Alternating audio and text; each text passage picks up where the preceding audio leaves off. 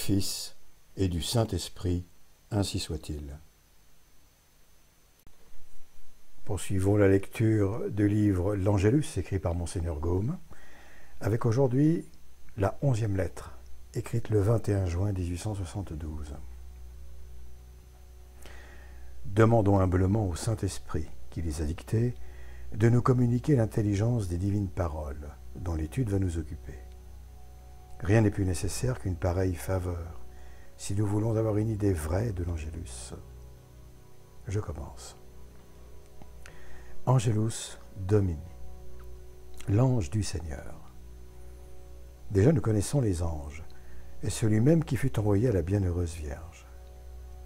Mais pourquoi un ange est-il chargé d'annoncer à Marie le mystère de l'incarnation? Pour 3 raisons, répond le grand maître de la théologie, saint Thomas.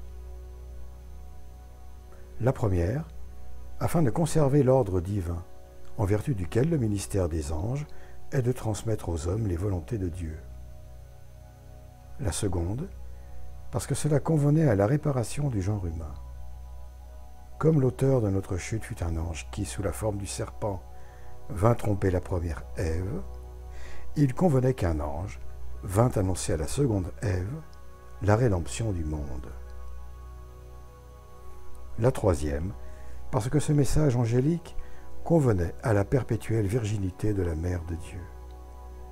Car les vierges, dit saint Jérôme, sont cousines des anges, avec qui elles ont des rapports intimes et une grande ressemblance. N'est-ce pas là, mon cher Frédéric, une de ces belles harmonies qu'on découvre à chaque instant dans les œuvres de la sagesse éternelle? Sous quelle forme le céleste ambassadeur apparut-il à la Sainte Vierge? Tu l'as vu comme moi, à Paris. Quand les ambassadeurs étrangers vont faire leur première visite au souverain, près de qui ils sont accrédités, ils se rendent au palais en équipage de gala et se présentent tout chamarrés d'or et bardés de décorations. Ce luxe éblouissant a pour but de donner une haute idée du monarque qui les envoie. Tu ne seras donc pas étonné d'apprendre que l'ambassadeur du Très-Haut se présenta devant Marie sous la forme corporelle la plus splendide. Écoute un des organes les plus sûrs de la tradition. L'archange Gabriel, dit saint Augustin, vint à Marie, le visage resplendissant, le vêtement éclatant et la démarche admirable. Tu me fais une autre question. Tu me demandes pourquoi nous ne disons pas seulement l'ange annonça, mais ajoutons l'ange du Seigneur. Est-ce que tous les anges ne sont pas les anges de Dieu ou du Seigneur? Sans aucun doute. Le texte sacré dit « L'ange Gabriel fut envoyé de Dieu ». Est-ce encore que tous les anges ne sont pas envoyés de Dieu? Pourquoi donc cette particularité? Elle nous révèle 3 choses. La première, l'excellence de Gabriel, qui fut envoyé non par quelque ange d'un ordre supérieur, mais par Dieu lui-même, qui, sans intermédiaire, lui confia son auguste mission. La seconde, l'excellence de cette mission, la plus grande qui ait jamais été, qui sera jamais donnée à aucun ange. La troisième, le secret des mystères de l'incarnation du Verbe et de la rédemption du monde, que Dieu avait caché aux anges, et qu'il révèle aujourd'hui à Gabriel, chargé de l'annoncer à la terre. Nunciavit Marie, annonça à Marie. Annonça quoi? Sublime réticence. Elle signifie que nulle parole humaine ou angélique ne peut dire la grandeur de la nouvelle apportée à la jeune Vierge de Juda. C'est la nouvelle attendue et sollicitée depuis 4000 ans par le genre humain tout entier.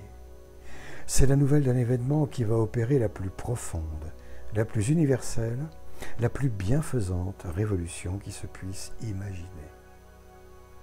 C'est la nouvelle que le Verbe, par qui tout a été fait, va descendre sur la terre pour réparer son ouvrage, sauver tout ce qui avait péri, chasser l'usurpateur de son empire, signer la paix entre le ciel et la terre, rendre à l'homme tous ses droits perdus et le replacer sur le chemin du bonheur, sans mélange et sans fin, des siècles éternels. Cette nouvelle, que nul ne connaît parmi les hommes, ni peut-être parmi les anges, Gabriel excepté, est apporté à Marie. Veux-tu voir cette jeune vierge au moment où arrive le divin ambassadeur? Elle était seule, en prière, à l'heure du sacrifice du soir dans la maison paternelle de Nazareth, aujourd'hui transportée à Lorette par la main des anges, afin de la soustraire aux profanations des Sarrasins.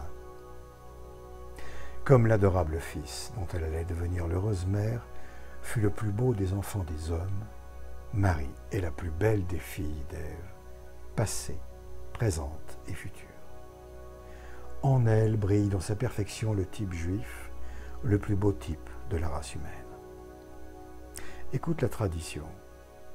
Marie était d'un extérieur grave et modeste, parlant peu, et seulement quand il était nécessaire. Écoutant volontiers, très affable et très polie envers tout le monde. Elle était d'une taille médiocre, un peu au-dessus de la moyenne. Sa parole était franche et modeste, sans ris, sans trouble, à plus forte raison sans colère. Son visage était couleur de froment, ses cheveux blonds, ses yeux vifs, où brillaient les pupilles d'un jaune léger, ses sourcils étaient arqués et d'un noir convenable. Son nez long, ses lèvres couleur de rose, d'où découlaient des paroles pleines de suavité. Son visage n'était ni rond ni pointu, mais un peu allongé, ses mains et ses doigts assez longs. Exempte de toute espèce de faste, elle était d'une grande simplicité, n'usant jamais de fard, ni de rien qui sentît la mollesse, mais faisant de l'humilité son plus bel ornement. Les vêtements qu'elle portait avaient leur couleur naturelle et elle s'en contentait. Ce que prouve encore son saint voile.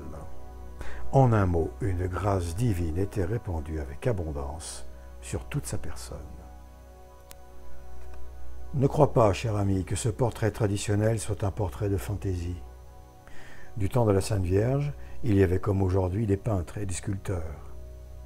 La dame de Panéade fit faire ad vivum la statue de notre Seigneur, qui se voyait comme au IVe siècle. Saint Luc lui-même, le secrétaire de la Sainte Vierge, était peintre. On avait les portraits de Saint Pierre et de Saint Paul, avidement recherchés par les chrétiens. Est-il étonnant qu'ils aient désiré et obtenu celui de l'auguste Mère de Dieu? Nunciavit Maria, annonça à Marie.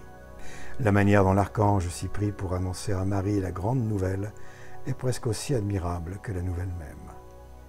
Tu peux y admirer l'art oratoire dans toute sa perfection. Gabriel avait 3 choses à faire. La première, rendre la jeune vierge attentive à ce qu'il allait lui dire. Il le fait en la saluant d'une manière nouvelle et tout à fait inconnue. Ave gratia plena.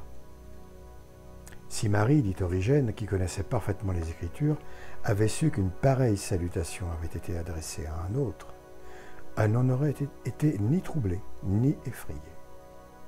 En la saluant, pleine de grâce, l'ange lui fait entendre qu'elle est préparée au grand mystère qu'il est chargé de lui annoncer. La seconde, l'instruire du mystère qui devait s'accomplir en elle. Il le fait en disant « Vous concevrez un fils qui sera le grand, ou plutôt la grandeur même, car c'est le Saint-Esprit qui le formera en vous. » La troisième, obtenir, malgré les apparences contraires, la foi de Marie à l'accomplissement du mystère et son consentement. L'ange le fait en lui citant l'exemple de sainte Élisabeth comme la preuve irrécusable que Dieu peut tout ce qu'il veut. Cette habileté de l'ange me ravit. J'y vois la contrepartie de la tentation du paradis terrestre qui, comme toute tentation, fut composée de 3 actes. La proposition de l'ange à la femme, le consentement de la femme, et enfin, le fruit du consentement reçu est transmis au genre humain. Que de choses admirables, même au point de vue purement littéraire dans nos livres sacrés. Et dire que presque personne ne les lit et qu'on en est venu jusqu'à les bannir des maisons d'éducation, comme indignes de servir de modèle à la jeunesse studieuse. Ô Père, pardonnez-leur, car ils ne savent ce qu'ils font. À demain, la continuation de notre commentaire.